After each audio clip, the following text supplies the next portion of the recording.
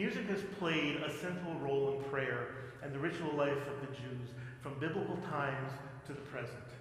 It was the music that set the tone for events and even provided the structure for special celebrations.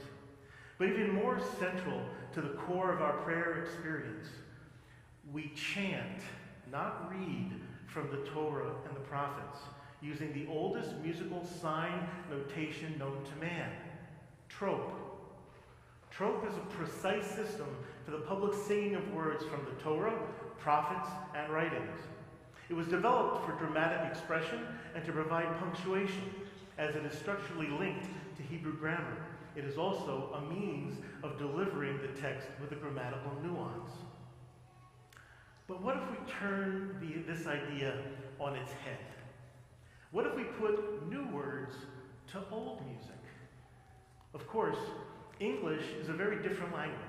Singing English using trope means significantly disengaging the trope from its link to Hebrew, as well as reversing the trope symbols themselves and their direction. On Monday, we will remember the vision of Dr. Martin Luther King Jr. The power of Dr. King's faith, witness, and call to justice rolled into the room with a challenge to us to live the dream. Cantor Jack Kessler said that while not officially part of the Jewish canon, from time to time, alternative texts like these can be brought into our congregations in ways that honor our American and Jewish spiritual language. I Have a Dream is Dr. King's most memorable speech, which is delivered during the March on Washington for Jobs and Freedom on August 28, 1963, in which he called for civil and economic rights and an end to racism in the United States. Some have said he was a modern-day prophet, likened to his dear friend, Rabbi Abraham Joshua Heschel. I'd like to try a little experiment.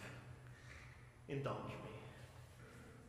What if we apply our ancient Haftarah trope to this modern day's prophetic speech on equality, justice, and freedom?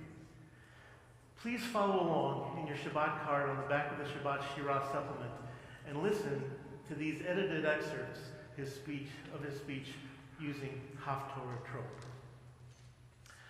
I have a dream that my 4 little children will one day live in a nation where they will not be judged by the color of their skin, but by the content of their character.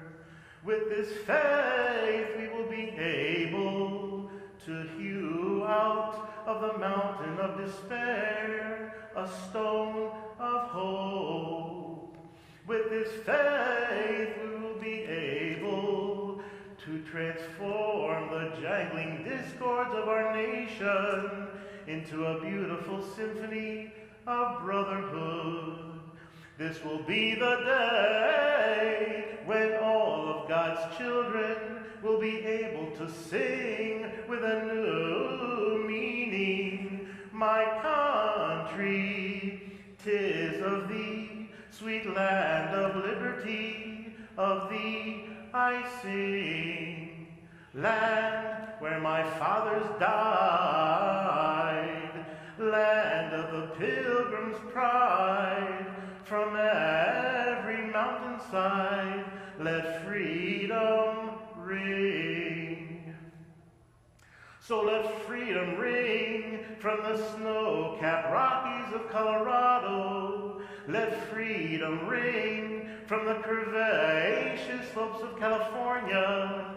Let freedom ring from Stone Mountain of Georgia.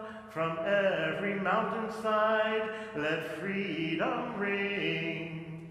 And when this happens, when we allow freedom to ring, when we let it ring from every village and every hamlet, from every state and every city, we will be able to speed up that day when all of God's children, black men and white men, Jews and Gentiles, Protestants and Catholics, will be able to join hands and sing in the words of the old Negro spiritual, free at last, free at last. Thank God Almighty, we are free at last.